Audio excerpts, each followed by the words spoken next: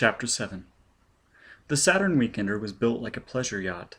It was ample for four, spacious for two, but not spacious enough for Foyle and Jiz McQueen. Foyle slept in the main cabin. Jiz kept to herself in the stateroom. On the seventh day out, Jizbella spoke to Foyle for the second time. "Let's get those bandages off, ghoul." Foyle left the galley where he was sullenly heating coffee, and kicked back to the bathroom. He floated in after Jizbella and wedged himself into the alcove before the wash basin mirror. Jizbella braced herself on the basin, opened an ether capsule, and began soaking and stripping the bandages off with hard, hating hands. The strips of gauze peeled slowly. Foyle was in agony of suspense. "Do you think Baker did the job?" he asked. No answer. "Could he have missed anything?" The stripping continued. "It stopped hurting about 2 days ago." No answer. "For God's sake, Jiz, is there still war between us?" Jizbella's hands stopped. She looked at Foyle's bandaged face with hatred. "What do you think?" "I asked you." "The answer is yes." "Why?" "You'll never understand." "Make me understand." "Shut up." "If it's war, why'd you come with me?" "To get what's coming to Sam and me." "Money?" "Shut up." "You didn't have to. You could have trusted me." "Trusted? You?" Jizbella laughed without mirth and recommenced the peeling. Foyle struck her hands away. "I'll do it myself." She lashed him across the bandaged face. "You'll do what I tell you. Be still, ghoul." She continued unwinding the bandage. A strip came away, revealing Foyle's eyes. They stared at Jizbella, dark and brooding. The eyelids were clean. The bridge of the nose was clean. A strip came away from Foyle's chin. It was blue-black. Foyle watched intently in the mirror. Gasped. "He missed the chin!" he exclaimed. "Baker goofed." "Shut up," Jiz answered shortly. "That's beard." The innermost strips came away quickly, revealing cheeks, mouth, and brow. The brow was clean. The cheeks under the eyes were clean. The rest was covered with blue-black 7-day beard. "Shave," Jiz commanded. Foyle ran water, soaked his face, rubbed in shave ointment, and washed the beard off. Then he leaned close to the mirror and inspected himself, unaware that Jizbella's head was as close to his as she too stared into the mirror. Not a mark of tattooing remained. Both sighed. "It's clean," Foyle said. "Clean. He did the job." Suddenly, he leaned further forward and inspected himself more closely. His face looked new to him, as new as it looked to Jizbella. "I'm changed. I don't remember looking like this. Did he do surgery on me too?" "No," Jizbella said. "What's inside you changed it. That's the ghoul you're seeing, along with the liar and the cheat." "For God's sake, lay off. Let me alone." "Ghoul," Jizbella repeated, staring at Foyle's face with glowing eyes. "Liar. Cheat." He shook her shoulders and shoved her out into the companionway.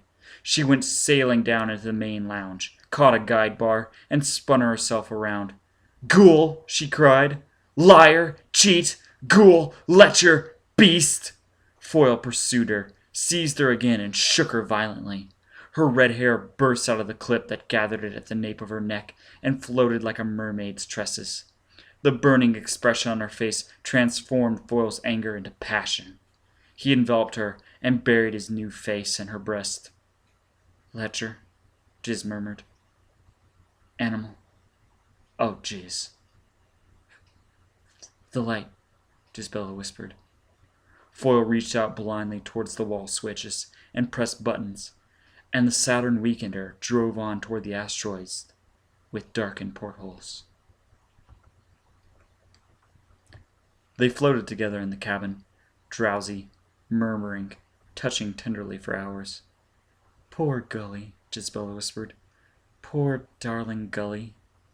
"Not poor," he said. "Rich soon." "Yes, rich and empty. You've got nothing inside you, Gully dear. Nothing but hatred and revenge." "It's enough." "Enough for now. But later?" "Later? That depends." It depends on your inside, Gully. What you get hold of.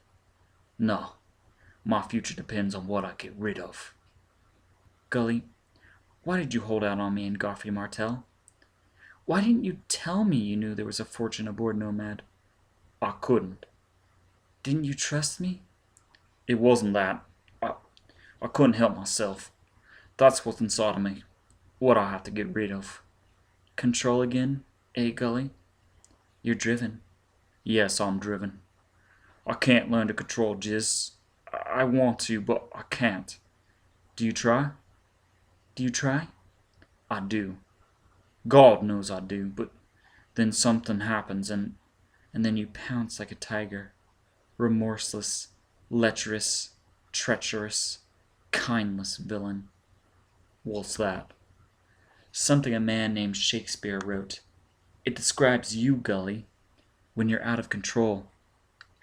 If I could carry you in my pocket, Jizz, to warm me, to stick a pin in me. Nobody can do it for you, Gully. You have to learn yourself. He digested that for a long moment. Then he spoke hesitantly. Jizz, about the money. To hell with the money. Can I hold you to that? No, Gully. Not that I'm trying to hold out on you. If it wasn't for Vorga, I'd give you all you wanted. All. I'll leave you every cent left over when I'm finished. But I'm scared, Jizz. Vorga is tough. What with Prestige and Dagenham and that lawyer, Sheffield. I got to hold out into every cent, Jizz. I'm afraid if I let you take one's credit, that could make the difference between Vorga and I. Me? Me? He waited. Well? You're all possessed, she said wearily. Not just a part of you, but all of you. No. Yes, Gully. All of you. It's just your skin making love to me. The rest is feeding on Vorga. At that moment, the radar alarm in the forward control cabin burst upon them, unwelcoming and unwarning. Unwelcoming and warning. Destination 0, Foyle muttered, no longer relaxed, once more possessed. He shot forward into the control cabin. Foyle overran the asteroid with the sudden fury of a vandal raid. He came blasting out of space, braked with a sperm of flame from the forward jets, and kicked the Weekender into a tight spin around the junk heap.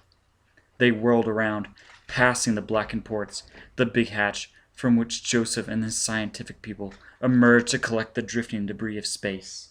The new crater Foyle had torn out of the side of the asteroid in his first plunge back to Terra. They whipped past the giant patchwork windows of the asteroid greenhouse and saw hundreds of faces peering out at them, tiny white dots mottled with tattooing. So I didn't murder them, Foyle grunted. They pulled back into the asteroid, probably living deep inside while they get the rest repaired. Will you help them, Gully? Why? You did the damage. To hell with them. I got my own problems. But it's a relief. They won't be bothering us. He circled the asteroid once more and brought the Weekender down in the mouth of the new crater. We'll walk from here, he said. Get into a suit, Jizz. Let's go. Let's go. He drove her, mad with impatience. He drove himself. They corked up in their spacesuits, left the Weekender, and went sprawling through the debris and the crater into the bleak bowels of the asteroid. It was like squirming through crawling tunnels of giant wormholes. Foyle switched on his microwave suit set and spoke to Jizz. Be easy to get lost in here. Stay with me. Stay close. Where are we going, Gully? After Nomad. I remember they were cementing her into the asteroid when I left, but I don't remember where. Have to find her. The passages were airless, and their progress was soundless, but the vibrations carried through the metal and rock. They paused once for breath alongside the pitted hull of an ancient warship. As they leaned against it, they felt the vibrations of signals from within, a rhythmic knocking. Foyle smiled grimly. That's Joseph and the scientific people inside, he said, requesting a few words. I'll give 'em an evasive answer. He pounded twice on the hull. And now a personal message for my wife. His face darkened. He smote the hull angrily and turned away. Come on, let's go. But as they continued the search, The signals followed them. It became apparent that the outer periphery of the asteroid had been abandoned. The tribe had withdrawn to the center. Then, far down a shaft wrought of beaten aluminum, a hatch opened. Lights blazed forth, and Joseph appeared in an ancient spacesuit fashioned of glass cloth. He stood in the clumsy sack, his devil face staring, his hands clutched in supplication, his devil mouths making motions. Foyle stared at the old man, took a step toward him, then stopped, fists clenched, throat working as fury arose within him. And Jezebella, looking at Foyle, cried out in horror. The old tattooing had returned to his face, blood red against the pallor of his skin, scarlet instead of black, truly a tiger mask in color as well as design. "Gully!" she cried. "My God, your face!" Foyle ignored her and stood glaring at Joseph while the old man made beseeching gestures, motioned to them to enter the interior of the cabin, and then disappeared. Only then did Foyle turn to Jezebella and ask, "Whoa, what did you say?" Through the clear globe of the helmet, she could see his face distinctly. As the rage within Foyle died away, Jezebella saw the blood-red tattooing fade and disappear. "Did you see that, Joker?" Foyle demanded. "That was Joseph. Did you see him begging and pleading after what he did to me? What did you say?" "Your face, Scully. I know what's happened to your face." "What are you talking about?"